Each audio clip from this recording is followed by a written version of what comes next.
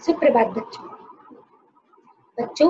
आज हम अपनी कक्षा में पढ़ने जा रहे हैं हिंदी पाठ्य पुस्तक पाठ 3 जिसका नाम है बातूनी कछुआ। बच्चों, आज इस कहानी के द्वारा हम बहुत अच्छा संदेश सीखेंगे। क्या है वो संदेश? कि कभी-कभी ज्यादा बोलना भी हमारे लिए नुकसानदायक हो सकता है। कैसे? चलिए पाठ के द्वारा समझते हैं।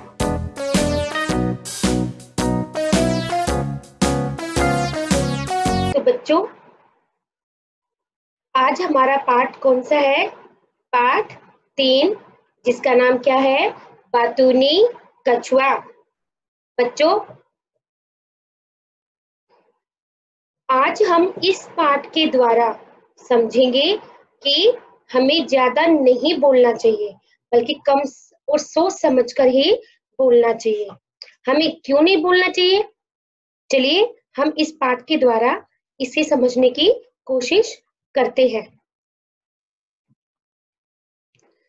एक तालाब में 2 हंस और एक कछुआ रहते थे।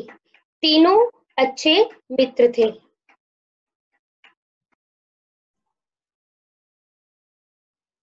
तीनों अच्छे मित्र थे। कछुआ बहुत बातूनी था। बच्चों, बातूनी शब्द का अर्थ होता है ज्यादा बोलने वाला। तो बच्चों, कछुआ बहुत ज्यादा बोलने वाला था, यानी कि वो बातूनी था। जब वह बोलने लगता तो चुप होने का नाम ही नहीं लेता था। उसकी इस आदत से सभी परेशान थे। बच्चों, इसकी वजह से सभी उससे परेशान थे। किस आदत की वजह से? ज्यादा बोलने की आदत की वजह से। हंसों ने उसे कई बार समझाया कि जो बहुत बोलते हैं उन्हें कई बार हानि उठानी पड़ती है। बच्चों, हानि शब्द का अर्थ है नुकसान, यानी कि कई बार उन्हें नुकसान उठाना पड़ता है। ये बात हंसों ने, जो कि उसके मित्र थे, काफी बार उसे समझाई, लेकिन बच्चों वो यह बात बिल्कुल नहीं समझता था। अतः कम बोलना ही उचित होता है। पर कछुए पर कुछ देर तक तो उनकी बातों का प्रभाव रहता था, परंतु वह अपनी आदत छोड़ नहीं पाता था।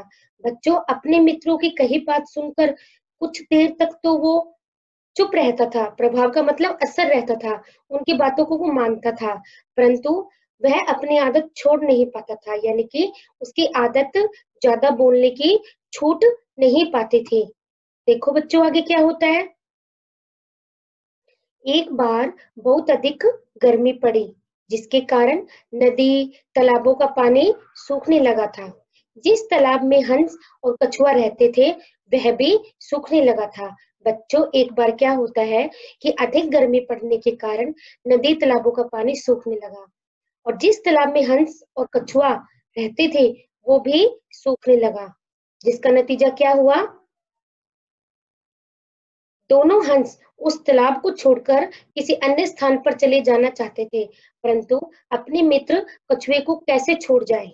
यानी कि उन दोनों हंसों ने निश्चय किया कि हम इस तालाब को छोड़कर किसी और जगह चले जाएंगे, परंतु उन्होंने अपने मित्र कछुए को कैसे छोड़े, इसी पे वो विचार कर रहे थे। दोनों ने कछुए से अपने मन की बात कही। तो बच्चों, क्या होता है कि जब हंसों ने उस जगह को छोड़ने का निश्चय किया, तो उन्होंने सोचा कछुए को कैसे लेके जाए। तब जाकर उन्होंने कछुए को अपने मन की बात कही। क्या कहा? मित्र, तुम तो जानते ही हो कि हम पानी के बिना नहीं रह सकते। हमने निश्चय कर लिया है कि हम किसी दूसरे तालाब में चले जाएंगे। यह सुनकर कछुआ उदास होकर बोला, मैं तो उड़ नहीं सकता, फिर कैसे तुम्हारे साथ चलूंगा? बच्चों, जब हंसों ने अपने मन की बात अपने मित्र को कही कि हम तो पानी के बिना नहीं रह सकते, इसलिए हम किसी दूसरे तालाब में चलेंगे, तो कछुआ उदास होकर कहता है कि मैं उड़ तो नहीं सकता, फिर तुम्हारे साथ कैसे चलूंगा? तो कछुए की इस बात पर हंस को एक उपाय सूझा। यानी कि जब कछुए की ये बात सुनी, तो हंसों ने एक उपाय सूझा। सूझा मतलब सोचा। उसने कछुए से कहा, हम कहीं से लकड़ी की एक मजबूत डंडी ले आते हैं। बच्चों, उन्होंने क्या सोचा कि कहीं से एक लकड़ी ले आते हैं जो मजबूत हो, हम उसके दोनों सिरे अपनी अपनी चोंच से पकड़ लेंगे। यानी कि लकड़ी के जो दोनों सिर होते हैं, दोनों तरफ उनको सिरे बोले जाते हैं, कि हम उन सिरों को अपने चोंच से पकड़ लेंगे और तुम बीच में से उसे अपने मुंह से पकड़ लेना, फिर हम उड़ चलेंगे। इस तरह हम जहां भी जाएंगे तुम भी वहीं पहुंच जाओगे। यह सुनकर कछुआ खुश हो गया। बच्चों, उन्होंने क्या उपाय सोचा कि हम एक मजबूत डंडी ले लेते हैं लकड़ी की और उसके दोनों सिरों को हंस अपने चोंच से पकड़ लेंगे और कछुआ कैसे पकड़ लेगा? लकड़ी के बीच में अपने मुंह से पकड़ लेगा। फिर इस प्रकार हम उड़कर किसी दूसरे स्थान को चले जाएंगे। जब कछुए ने सुना तो वह बहुत खुश हो गया। लेकिन हंस ने कहा, क्या कहा हंस ने? तुम्हें वचन देना होगा। क्या वचन देना होगा? कि रास्ते में कुछ नहीं बोलोगे। यदि तुमने अपना मुंह खोला तो तुम नीचे गिर पड़ोगे। कछुआ बोला, ठीक है, मैं न बोलने का वचन देता हूँ। बच्चों, जब वो उड़ने को तैयार हुए तो हंसों ने कछुए से वचन लिया, क्योंकि कछुआ बहुत ज्यादा बातें करता था, तो वो जानते थे कि कछुआ बिना बोले नहीं रह सकता। इसलिए बच्चों, उन्होंने कछुए से वचन लिया। क्या वचन लिया? कि जब हम उड़ रहे होंगे तो वह रास्ते में कुछ नहीं बोलेगा, क्योंकि यदि उसने बोला तो वो नीचे गिर जाएगा। तो कछुए ने उसको वचन दिया कि मैं रास्ते में बिल्कुल नहीं बोलूंगा। तो बच्चों, इस प्रकार उन्होंने अपनी यात्रा शुरू की।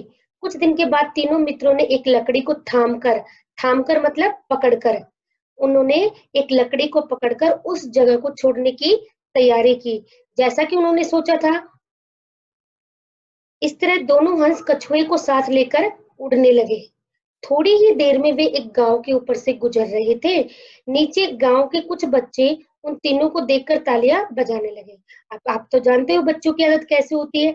जैसे ही आसमान में कुछ अलग चीज दिखती है, बच्चे तालियां बजाकर हंसने लगते हैं। ऐसा ही वहां पे हुआ। जब वो गांव के ऊपर से जा रहे थे तो कुछ बच्चों ने उन तीनों को आकाश में देखा और खुश होकर तालियां बजाने लगे। यह देखकर अपनी आदत से मजबूर का मतलब विवश, कछुए ने कुछ कहने के लिए अपना मुंह खोला और हुआ क्या कि वह नीचे जा गिर पड़ा। जब कछुए ने देखा कि बच्चे ताली बजाकर हंस रहे हैं, तो अपनी आदत से मजबूर, आदत मतलब ज्यादा बोलने की आदत से मजबूर कछुए ने बोलने के लिए अपना मुंह खोला और नतीजा क्या निकला? मुंह खोलने के कारण वह नीचे जा गिर पड़ा। बच्चों, इस प्रकार अपना वचन जो कि उसने हंसों को दिया था कि मैं नहीं बोलूंगा, वो भूल गया। तो अपना वचन भूल जाने के कारण उसे अपनी जान से हाथ धोना पड़ा। हाथ धोना पड़ा मतलब उसको अपनी जान गंवानी पड़ी, कि जैसे ही वो नीचे गिरा, गिरकर वो मर गया।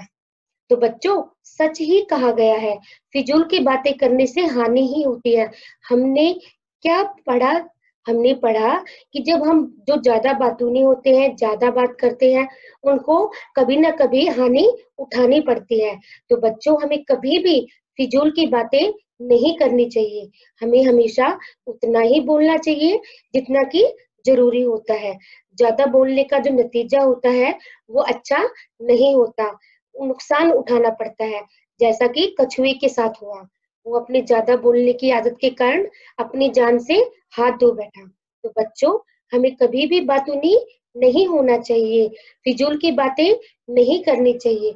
हमें हमेशा उतना ही बोलना चाहिए जितना कि जरूरी होता है। हमने इस पाठ के द्वारा यही सीखा। तो बच्चों, आपको पाठ अच्छे से समझ में आया होगा। आशा करती हूँ आप इसको और भी अच्छे से समझोगे और उसके बाद हम इस पाठ के अभ्यास कार्य को हम अपनी अगली कक्षा में हल करेंगे। ठीक है बच्चों, तब तक के लिए नमस्कार।